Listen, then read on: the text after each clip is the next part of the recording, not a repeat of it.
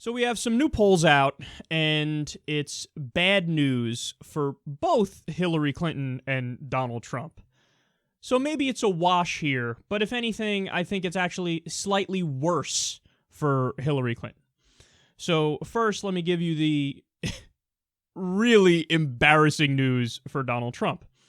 Trump has 0% black support in Ohio and Pennsylvania. Oh my goodness. Oh, that's so sad. 0%. That's unreal. Now, I mean, to be fair to Donald Trump, it's not like he's the only Republican and, hey, black people really couldn't wait to vote for Rick Santorum, but damn it was Trump and now none of them want to vote for him. No, this is pretty consistent across the Republican Party. I don't remember, but there may have been a story in 2012 about how in some states, Mitt Romney also had 0% black support. Or maybe, he did significantly better and it was, say, 1%. But either way, God, that's so sad.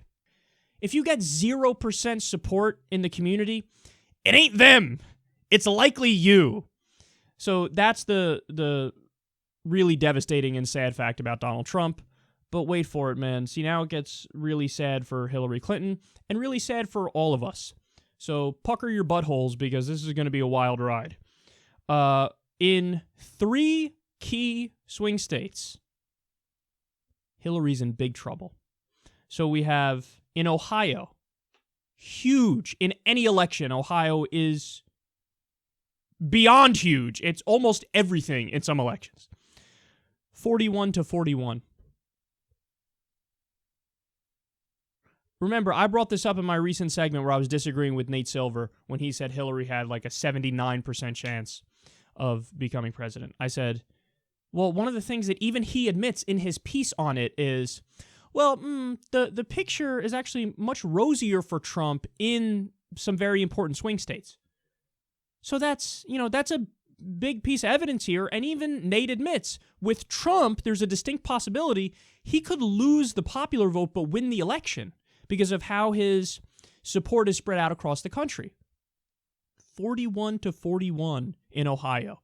And that's with getting 0% black people. But it gets worse. Florida. 42-39. Donald Trump is up.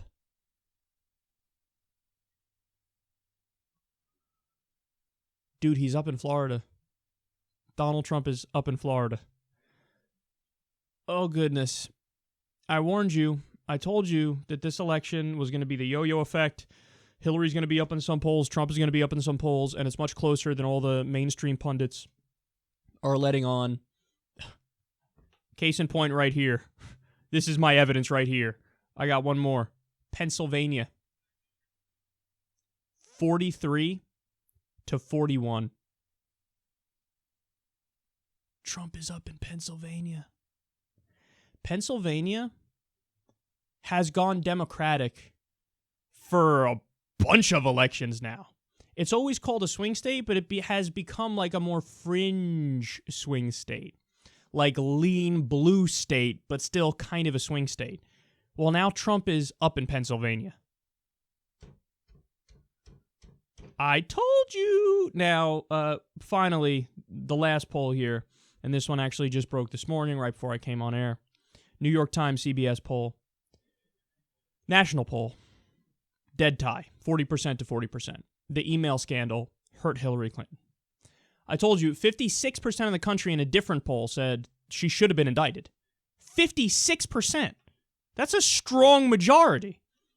So, as a result of that, and probably a bunch of other factors, like how they're running their campaigns, well, some of the support went to Gary Johnson. Some of the support went to Jill Stein. Bernie's endorsement, did this give a bump to her? Like everybody said, oh yeah, it'll be a huge bump. No, Bernie's people are independent thinking people. They evaluate the evidence on their own, and many of them disagreed with Bernie's conclusion that she's the lesser of two evils. So many went to Jill Stein, many went to Gary Johnson, many will sit out the election, some went to Hillary Clinton. But with the email scandal mixed in here, we're at a dead tie. Nationwide, dead tie, 40% to 40%. So I told you, I warned you guys. When it was, 80% chance that Hillary Clinton wins, she's up in all the polls. And to be fair, she's still up in the average of polls. But there was a time, briefly, a while ago, when Trump passed her and was actually up in some national polls. Then she pulled ahead again in the wake of the Orlando shooting. And then now went reverse again. I told you it's going to be the yo-yo effect. It's going to continue to be the yo-yo effect, too. I wouldn't be surprised if polls come out in a little bit that have Hillary Clinton up a decent amount. I wouldn't be surprised if at some point it's not just a dead tie for Donald Trump, or it's not him up by 2 points, for example. I wouldn't be surprised if there's some polls that have him up 4 points, 5 points at some point. This is the first time in my lifetime that you have the Republican candidate portraying himself as more anti-establishment, and you have the Democratic candidate who represents the status quo and the establishment. Historically, liberals and progressives have been the outsiders. They've proudly been the outsiders. I mean, look at, 1960s hippies movement, the anti-Vietnam being counterculture. The whole idea of being a progressive or a liberal is to be somebody who said, fuck the establishment, fuck the status quo, we're going to change shit. Well, now we have Hillary Clinton that comes along and basically says the opposite. Hey, I'm a continuation of what we already got. So it's weird for Democrats to try to fit this mold now of status quo, yeah! And meanwhile, you have the Republican hitting the Democrat for being too pro-war, for being in favor of the TPP, for selling out to special interests. She's raising more money than him from Wall Street and from big business. These are all huge red flags. Huge red flags. Because even if, for example, Trump doesn't switch over a bunch of Democratic voters, and he will get some, but the downside is he might just make it so that he might just dishearten the base and make it so that they fucking stay home. And when you suppress the turnout for an election, who usually wins? Republicans. As a general rule, lower the turnout, more likely it is Republicans win. Higher turnout, more likely it is Democratic. The Democrats win. So that's a scary thing to think about. Not only that, millennials, Democrats need millennials to win. Who did really well with millennials? Bernie Sanders. Who doesn't do well with millennials? Hillary Clinton. Independents. Who does well with independents? Bernie Sanders. Who doesn't? Hillary Clinton. Donald Trump is pretty good with independents. New voters. Who's getting all the new voters? Ain't Hillary Clinton.